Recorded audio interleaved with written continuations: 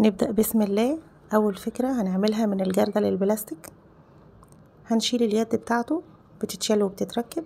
هنشيلها علشان نقدر نغلفه. أنا هغلفه بالقماش. هنقفل الجنبين على بعض كده بعد ما هنلف القماش حواليه، وبعد كده هنثبت القماش الزيادة كله على القاعدة، وهنثبت قطعة قماش على القاعدة، وهنشيل أي زيادة بالمقص كده. يبقى غلفناه من بره حلو قوي. هنرجع بقى نركب اليد بتاعته تاني. انا فتحت فتحتين كده مكان الفتحة بتاعت اليد بالمقص الصغير علشان ارجع اركب اليد. استخدمت شريط التزيين ده على اليد. نفس شريط التزيين هنثبته على الحافة من فوق. طبعا هنستخدم اي شريط تزيين متاح، واي قماش برضو متاح عندنا في البيت. وهنثبت نفس الشريط على القاعدة من تحت. هنا بقى كنت جبت قصاقيس قماش صغيرة ألوانها مختلفة عادي من أي قصاقيس في البيت.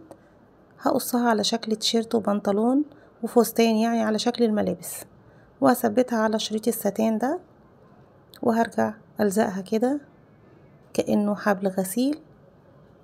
وبكده عملنا ثبت حلو قوي لمشابك الغسيل، شكله تحفة جدا وما كلفناش غير حاجات بسيطة. يلا بقى بينا على الفكرة اللي بعدها. هنستخدم فيها ازازتين شاور، ممكن كمان ازازتين شامبو. هقطع الازازة دي كده بالقطر، مش هنقطعها بالنص طبعا. والازازة التانية هنقطعها مقاس مختلف، يعني الازازتين هنقطعهم بحيث ان يبقوا الاربع قطع مقاسهم مختلف عن بعض. وهبدأ احط شريط التزيين على كل قطعة من فوق ومن تحت.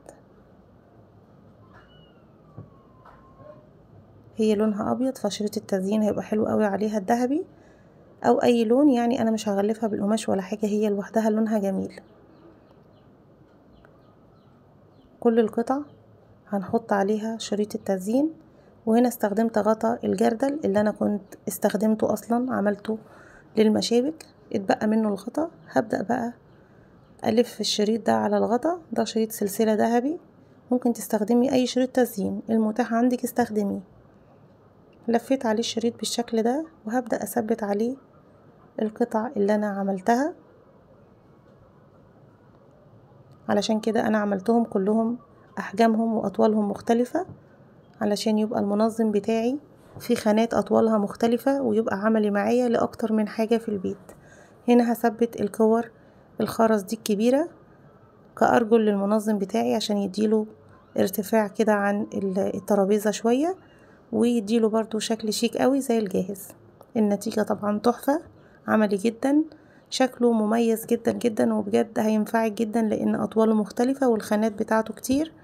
يعني لو اتحط على تسريحة للمكياج هيبقى هايل. ممكن برضو لأي أدوات خاصة بيكي هيبقى حلو قوي معاكي. الفكرة اللي بعدها هنعملها من جيركن الكلور. هنشيل الستيكر، وبعد كده هناخد الجزء اللي تحت. هنا كنت بعلم بالمسطرة علشان اختار المكانين يبقوا قصاد بعض بالظبط، وهنرسم عليه حرف التي المقلوبة بالشكل ده. وهنفتح بقى بالمقص على الخطوط اللي انا رسمتها، هنتني الاطراف كده لبره.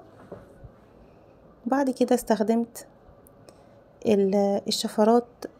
الشفرات بس شلت الجزء اللي فوق منها، يعني قطعتها بالقطر. استخدمت اليد بتاعتها بالشكل ده. ممكن تستخدمي بديل ليها مشابك، بس هتفك المشبك يبقى قطعتين. لفيت عليه خيط الخيش، وهبدأ اغلف الحافة بتاعته من فوق كده بشريط الستان المشجر. هلزق نص الشريط وهسيب النص التاني علشان ادخله لجوه بالشكل ده، يبقى الحرف بتاعي اتغلف بشكل حلو جدا.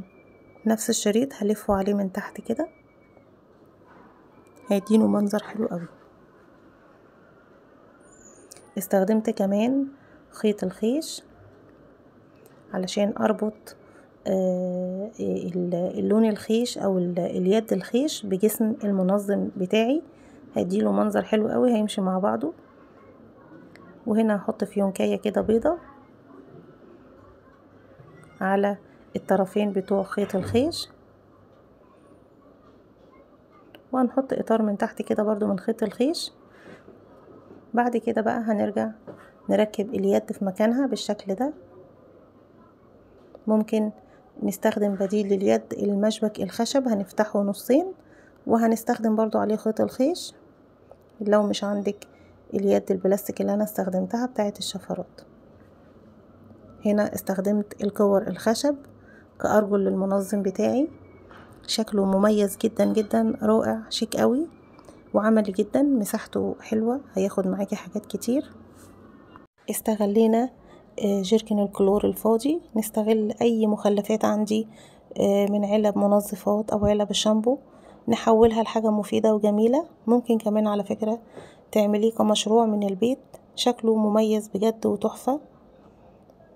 يا رب تكون الافكار النهاردة عجبتكم. يلا بينا على الفكرة اللي بعدها. هنستخدم القارورة البلاستيك. كل اللي هنعمله هناخد الجزء اللي تحت وهنمشي على الرسمة بتاعته اللي هي شكل الموجة دي، وهبدأ امشي الولاعة على الاحرف علشان تديني نعومية كده للحرف بتاعها ما يعورش. وبكده عملنا طبق بلاستيك للمطبخ عملي جدا، ممكن كمان تستخدميه للتلاجة. الفكرة اللي بعدها هنستخدم اي كراكيب بقى من المطبخ هنطلع منها تحفة حلوة قوي. انا استخدمت غطا علبة السمنة وعلبة صلصة فاضية وفنجال بلاستيك، هبدأ اغلفهم كلهم بالخيش. هنا هلف خيط الخيش على علبة السمنة بعلبة الصلصة بالشكل ده، وبرضو على الفنجال البلاستيك. انا استخدمت الفنجال البلاستيك ده علشان يديني يبقى خفيف ما يبقاش تقيل. انا حابة او الفكرة دي تطلب ان يكون الفنجال او الكوباية اللي هنستخدمها تكون خفيفة. هنغلفه كله بالخيش بالشكل ده. هنرجع بقى نثبت علبة الصلصة على غطا علبة السمنة بالشكل ده بالشمع، هنثبتها كويس. وهنا استخدمت سلك الربط، بنجيبه من محل الحدايد والبويات، بيبقى رخيص جدا، لفة كبيرة قوي بتبقى ب10 جنيه، هتستخدميها يعني من هنا للسنة الجاية. لفيته بالشكل ده وهبدأ اثبته جوه علبة الصلصة، يعني هيبقى واصلة بينها وبين الفنجال. طبعا قطعة الخيش اللي انا بثبتها فوق دي فوق سلك الربط على الفنجال هي اللي هتثبت سلك الربط جدا. وهنا استخدمت حجرين علشان يدي تقل لعلبة الصلصة، كده هتبقى ثابتة كويس قوي على الترابيزة او على الارض.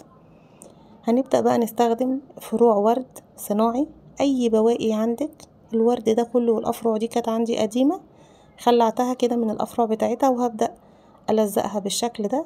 ودي برضو وردة، كان عندي كام وردة كده قدام كنت غسلتهم وسبتهم اعمل بيهم اي فكرة، نفعوا قوي معايا في الفكرة بتاعت النهاردة.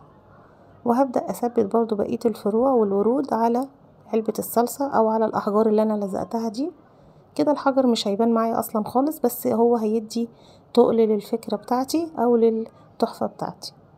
واستخدمت الورد المجفف ده، والنتيجة الفنجال اللي هو شلال الورد والزرع، تحفة، بتبقى معروفة قوي وجميل جدا ومش باين خالص ان هي كانت كراكيب ولا اي حاجة، بالعكس حولناها لتحفة تحفة.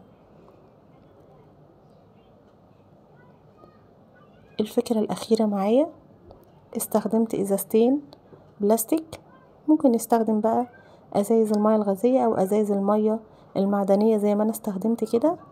قطعت الجزئين دول من الازازتين وهبدأ اغلفهم بالقماش. طريقة سهلة جدا للتغليف، هنغلفها حوالين داير ونتني الباقي من القماشة لجوه علشان الحرف بتاعي كله يبقى مكسي بالقماش او متغطي بالقماش. استخدمت شريط التريكو ده، ممكن نستخدم كلفة بتبقى كمان رخيصة وبتديني نتيجة هايلة في الشغل، يعني اي شريط تزيين. استخدمته من فوق ومن تحت بالشكل ده. بعد ما لزقنا الازازتين في بعض القماش اداها قوة واداها شكل حلو قوي. بعد ما هثبت الشريط الابيض ده استخدمت الفصوص اللولي اللي هي نص فص على الجزء اللي في النص كله. وهنا استخدمت برضو الفصوص الكبيرة دي كأرجل للمنظم بتاعي، ودي اللي هي نص فص اللولي هنستخدمه كده علشان يدي لوك حلو معايا مع اللون الابيض بتاع شريط التزيين. شكله تحفة تحفة جدا في الحقيقة، شكله رائع وعملي جدا. ده يتحط على مكتب الأولاد بقى للأدوات المدرسية